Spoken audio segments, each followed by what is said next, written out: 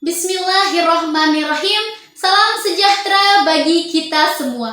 Assalamualaikum warahmatullahi ta'ala wabarakatuh.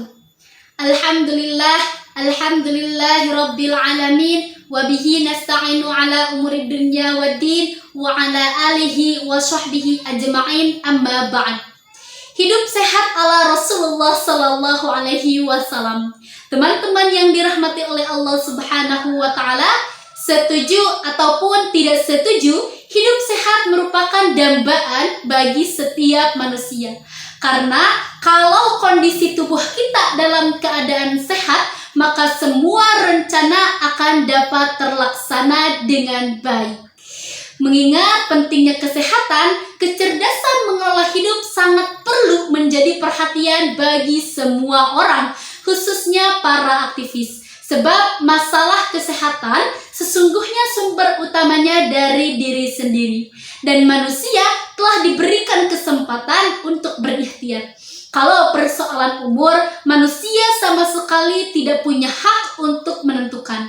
Hanya Allah, zat yang maha mengendalikan seluruh nyawa makhluk yang ada di muka bumi ini. Dengan rahmat dan kasih sayangnya, Allah subhanahu wa ta'ala telah mengutus hamba pilihan, yaitu baginda Rasulullah sallallahu alaihi wasallam, sebagai contoh bagi umat manusia dari berbagai urusan kehidupan, termasuk bagaimana mengelola kesehatan tubuh kita.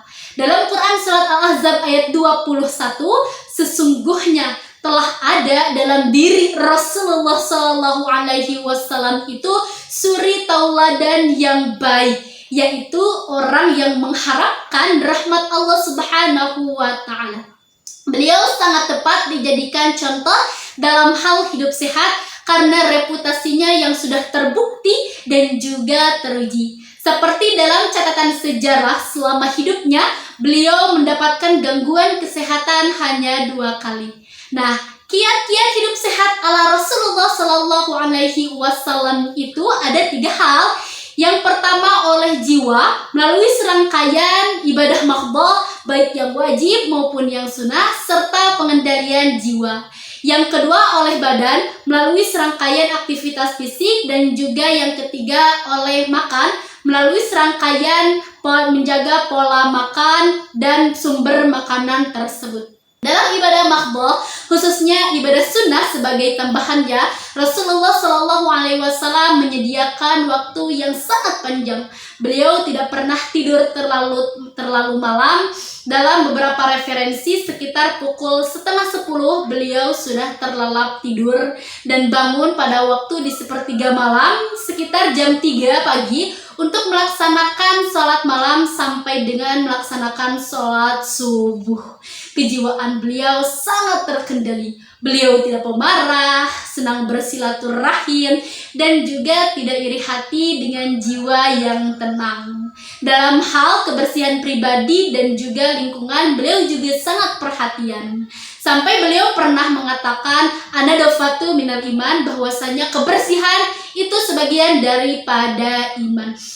Maka tidak sempurna iman seseorang jikalau tidak memperhatikan kebersihan. Teman-teman yang dirahmati oleh Allah subhanahu wa ta'ala, berkaitan dengan menjaga pola makan, Rasulullah Shallallahu Alaihi Wasallam menjadi contoh terbaik, melebihi tabib, melebihi dokter, bahkan melebihi ahli gizi sekalipun. Makanan merupakan sumber energi, bahkan bisa menjadi sumber datangnya penyakit kalau tidak dikelola dengan baik. Dalam hal makanan, Rasulullah Shallallahu Alaihi Wasallam menganjurkan agar tidak makan dengan berlebihan. Wa kulu washrabu wa la tusrifu.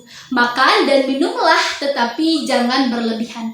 Agar tidak berlebihan, kata Rasul, makanlah sebelum lapar dan berhentilah sebelum kenyang.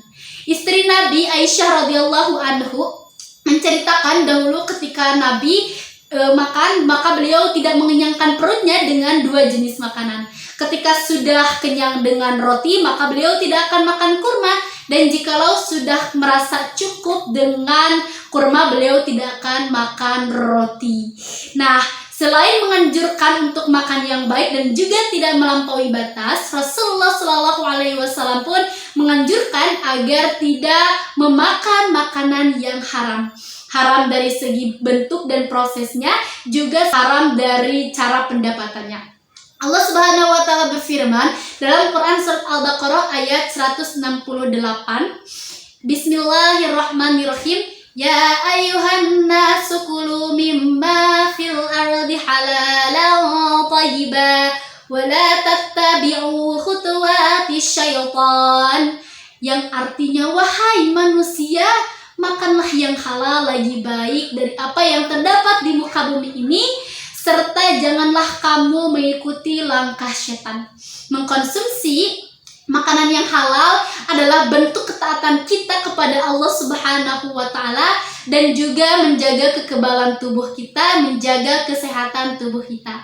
Teman-teman yang dirahmati oleh Allah Subhanahu wa taala, oleh karena itu marilah kita menjaga pola hidup sehat kita dan juga pola makan kita agar menjadi amalan yang disenangi oleh Allah Subhanahu wa taala sehingga dapat mendatangkan pahala bagi kita semua.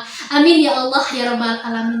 Cukup sekian, wallahu a'lam, ihdinas syiratal mustaqim, wa akhiran wassalamualaikum warahmatullahi taala wabarakatuh.